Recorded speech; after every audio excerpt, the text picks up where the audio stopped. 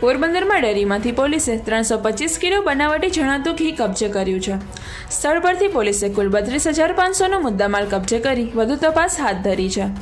પોરબંદરમાં ડેરીમાંથી વેચાતું ઘી લઈ ખાનાર લોકો માટે ચોંકાવનારો કિસ્સો સામે આવ્યો છે।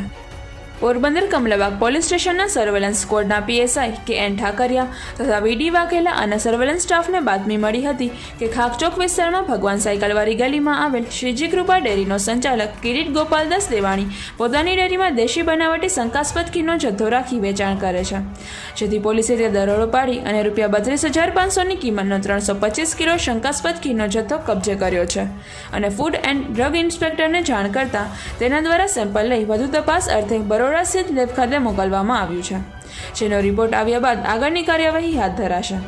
વર્ષો જૂની ડેરીમાંથી શંકાસ્પદ ઘી ઝડપાતા શહેરભરમાં ચકચાર મચી છે। નિપુલ પોપટ, પોરબંદર ટાઈમ્સ।